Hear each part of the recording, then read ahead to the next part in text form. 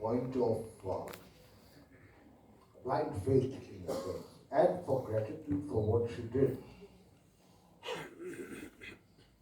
Why is it then that her son, Rajiv Gandhi, when he became Prime Minister, from his time onwards, there came about what is now famously called the trust deficit between the Gandhi Parivar and Pranab Babu. There is a famous story of the journey back from Kolkata after the tragic assassination of Indraji, and the supposed role Pranab Babu played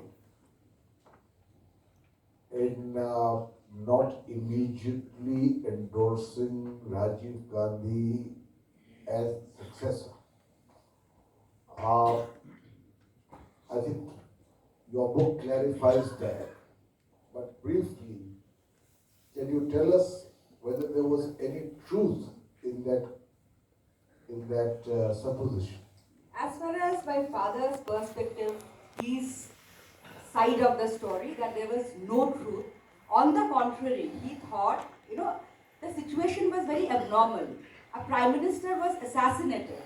I mean, unlike Pandit Nehru or unlike Lal Bahadur Shastri, who died a natural death, so there was, there was an interim prime minister. Gulzarilal Nanda became the interim prime minister, but at that time, a prime minister has been assassinated. A lot of uncertainty has been created. So there was no scope of any squabble within the party, and he himself thought that it's best to have Rajiv as the prime minister. And that time, Balram Thakar, Barkat Ghani Khan Chaudhary, Sheila Dikshit, Uma Shankar Dikshit, they were all there. So they decided that Rajiv will be made the prime minister, and Baba also talked to Rajiv that you should take over right away. So and then he said, do you think I can manage it? So as per Baba, he said, yes, we are all there with you. And as per Baba's notes, he did not mention it in his book, but as per his notes, there was one particular leader in that. Well, Barkat, as rightly or wrongly, we thought it was Barkat Ghani Khan Chaudhary who actually planted this story, and then this story was taken up by other people. And even P.C. Alexander, who was the principal secretary at that time, he wrote in his book that some people tried to spread a canard that Baba was taking his claim, but which was obviously done to create misunderstanding between Rajiv and Pranab Mukherjee. This is one aspect. Second aspect, the mistrust. Again, from Baba's notes, he has left very lengthy notes, which was probably meant for his memoir and which he has used a lot, but left out certain very crucial things. So as per his notes and as per his own analysis, the main reason behind this trust deficit was his own very assertive personality and his your father's. Yes, my father's, and his non-subservient attitude towards Rajiv Gandhi during the 2 months period, when they worked together. He himself wrote that, when I look back, it was written somewhere in 1985, that when I look back, I think Rajiv was correct in not taking me in his cabinet, because he realized that I'm a tough nut and I don't toe the line blindly. And as per him, that was something which perhaps made Rajiv Gandhi hesitate. He has given many examples also, and which is there. And as late as 1989, I remember it was an entry on 15th August 1989, P. Shiv Shankar, who was a very senior leader, senior minister in both Indiraji's and Rajiv's cabinet, he came to meet Baba, and as per Mr. Shiv Shankar, the reason of Rajiv not taking him was, he was told, as per Mr. Shiv Shankar, that Rajiv was told by all my father's early colleagues that, there was an apprehension that he might challenge Rajiv's authority.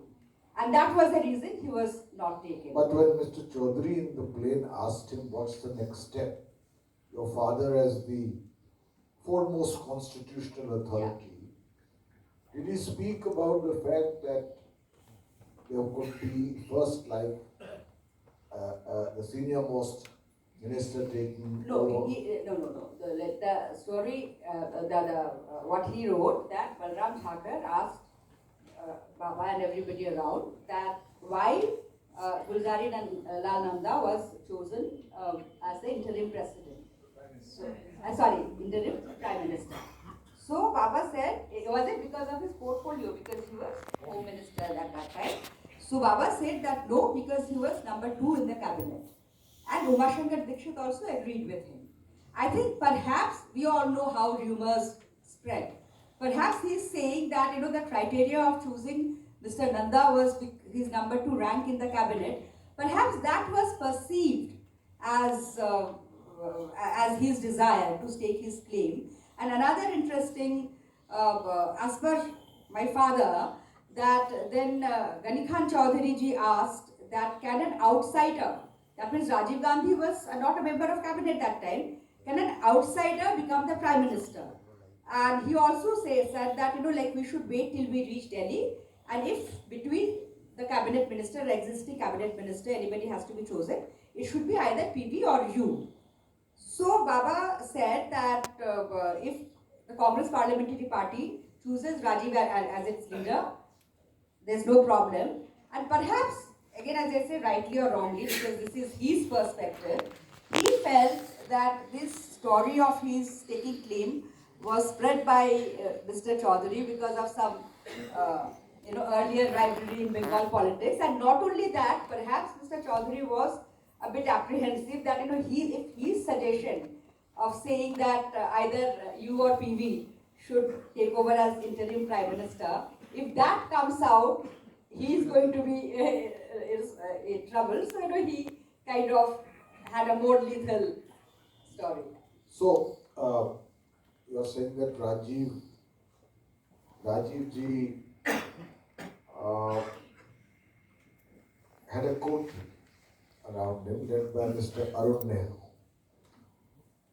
who contributed to reinforcing the truth of this canard because the consequences were palpable.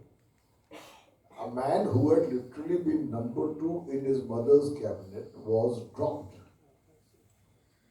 in the cabinet that Rajiv Gandhi formed. And a little later, he was dropped from what was his childhood ambition and of which he had been a member now for years, from the CWC. And later, he was expelled from the party. And I'll come to that period of wilderness and exile because people see the highs, they don't see the lows. 7 years in exile. So, this coterie, what was its contribution? Because I think Pranab Babu has written about this. It's if I tell everything now, it's firstly going to tell a lot of time, and secondly, nobody is going to buy the book. So, but there is an interesting entry in Baba's book the day before he was dropped from CWC. That Arun Nehru had invited him for breakfast, and there they had a discussion. And Baba very firmly and frankly, these are the 2 terms he used very often in his diaries, very firmly and frankly told him about his views. It was just a day before the CWC, the day before he was dropped from the CWC. Though Baba did not make any connection and he did not write anything in his diaries, I felt perhaps Baba's very firm and frank views were conveyed to the High Command and perhaps they were not liked very much. That is my guess. All right, since you want to keep the suspense until people read the book, it's a good idea. But certainly that is a factor that can't be ignored. Rajiv Gandhi, by himself, a gentleman in many ways and forward-looking with a vision for India, which I think Baba acknowledges, your father acknowledges, was a novice to politics, who came to where he was purely on the principle of dynasty. And frankly, he was surrounded by another ruthless coterie who were insecure about their positions. And therefore wished to keep people who had the ability not to toe the line blindly on the margins. But that period of excitement, Pranab Babu formed his own party. I think it was called the Samajwadi Rashtriya.